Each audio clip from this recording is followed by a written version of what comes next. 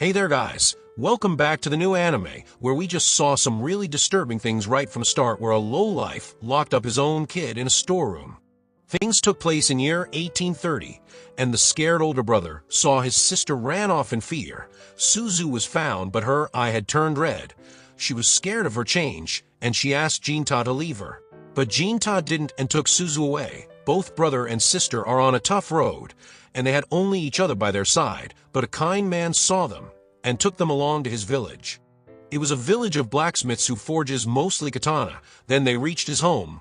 Jinta and Suzu saw Motoharu already had a daughter, and thankfully Shirayuki was very warm and welcoming kid.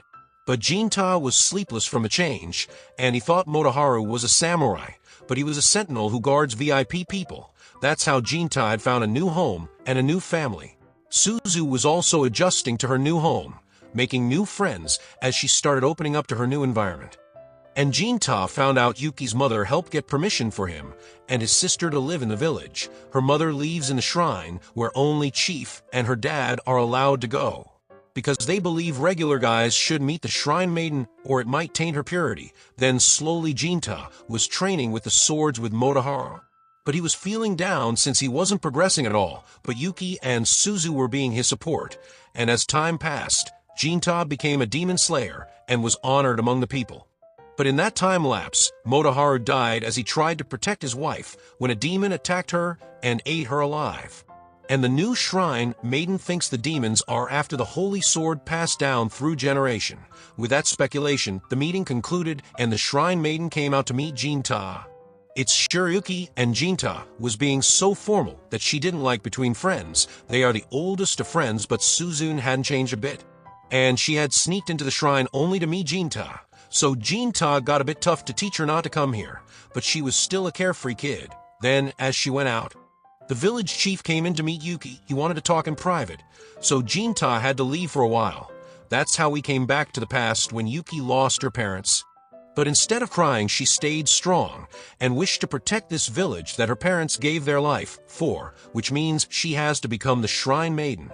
And Jinta also promised to work hard to become a sentinel to protect her.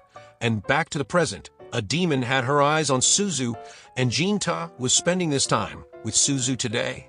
Because he wasn't needed at the shrine until afternoon, Jinta was keeping Suzu demon eye a secret, and there Yuki came in. She really sneaked outside, but she took permission from the chief. Suzu was also excited, so Jinta couldn't say a thing. It was like the good old days, eating breakfast, having fun teasing Jinta, and Jinta is also a softie who couldn't scold them at all. Then, Suzu was happy that Jinta was going to spend his whole day with Yuki today, but I doubt she was really though. Well anyways, Jinta being with a beauty was giving a shocker to everyone in the village. That just shows how stiff he is, but the girl from the dango shop gives out the dangos Jinta liked when he was a kid, and he failed to see her point, and that's how the day passed. And that's when Yuki started to get to the point.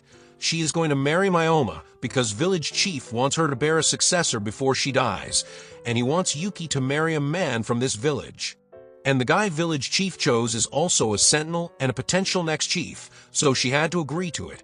She loves Jinta, but she has to do this for the sake of the village, and Jinta had also vowed to protect Byakuya, not her, so he wants to live up to it, and that's how in the end, both are sacrificing their own love for others. Then afterwards, news of two demons sighted got a higher-ups, and Yuki orders Jinta to go look around, but outside, Kyoma stops Jinta. He was ticked that Jinta is sacrificing his love like this, but in the end, nothing goes as planned. And another unfortunate thing started to happen when the demon got to Suzu. As Jinta went in the forest, he was attacked by the demon, and Jinta's sword attack wasn't getting through easily. He had to put all his efforts into cutting down its one arm, and on the other side, Suzu was also with a demon, and she saw her love for Jinta had kept her from becoming a full-fledged demon. She truly believes Jinta is her world, so the demon lady asked her to accompany her because Jinta is gonna get hurt. But Suzu refused, and demon lady then showed her that Yuki will belong to Kyoma. She had foresight to see and show the future, and Suzu couldn't accept that.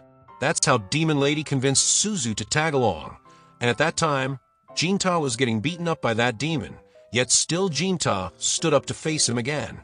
And he got his arms severed and sword broken, and still he took the broken blade to stab the demon and end its life. And in his last moment, Demon revealed the demon with foresight saw the superior demon is living in this village, and that's why they came here to get her. Jinta realized it's Suzu, and the ripped-off arm of that demon grabbed Jinta. At that time, Kayoma decided to sleep with Yuki before Jinta gets back and hear Yuki's voice.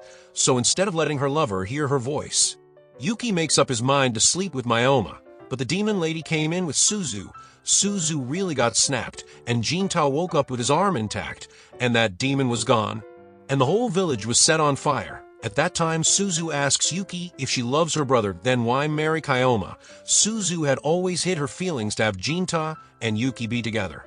And Yuki understood that Suzu stopped her body growth intentionally for Jinta, but Yuki said she had made up her mind to live as a shrine maiden to preserve the Kondo's legacy.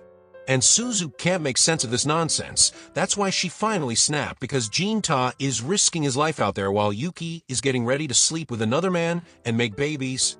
That's how that demon beside her convinced Suzu that Yuki is a bad woman and she should help her brother out. The way to do that is to kill Yuki.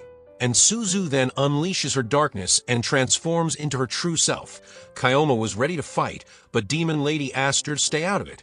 She took Kayoma away so that Suzu could do her job. She took the holy sword, and just then Jinta arrived. He was in time and Yuki gets to his side, but Suzu cut her head off. The madness was superb, and surprised by it, Jinta attacked Suzu in anger, so Suzu called out to him. And Jinta asked her why she did it. Suzu explained that Yuki was planning to marry some other dude and cheat on him, so she took care of the reason for Jinta, so he wouldn't be sad. But that was enough for Jinta, and he started to attack Suzu relentlessly, but his sword broke apart. He was a lost man now, lost his love, and sister became a demon who killed his lover. But he had also received the power of the demon, and Suzu was trying to explain that she did it for him. Jinta shuts her up, and she thought Jinta would also abandon her like others. So she had enough of it and stabbed Jinta in guts, but she couldn't pull her hand out, and Jinta punched her critically, but for the second time. That demon woman saved Suzu and sacrificed herself to let Suzu leave from here. Broken from Jinta's rejection, Suzu decided to destroy everything in this world. And the demons were successful in achieving their goal into starting a new bloody era of war. She had saw her demon kind was in danger in 170 years, but now at what? Meaning this was the way to save demon kind. And now, as the dust from the dark night settled down, Jinta recalls the past before leaving. He was prepared to fight the demon god from unleashing its wrath on this world, and village chief saw that even after turning into a demon, Jinta still has his human side, so he gives the holy sword to him. The lineage of shrine maiden has ended, so chief thought this holy sword might will become useful to him. This would make Yuki happy as well. And finally, when everything was destroyed, he apologized to Jinta for trying to marry Yuki with Kayoma, because he saw his son was in love with Yuki. So he made excuse like Yuki has to marry his son for the sake of this village to convince her, foolish asshole. One stupid mistake destroyed many lives. That's why Jinta left without saying a word. And after that, 170 years passed after the incident. And that's where the episode 1 ends. Seriously, some animators loves to end episodes on cliffhangers, so stay tuned to watch the next episode of this brand new banger anime. And for that, subscribe to the channel and hit the bell icon to get the latest updates. Until then, take care.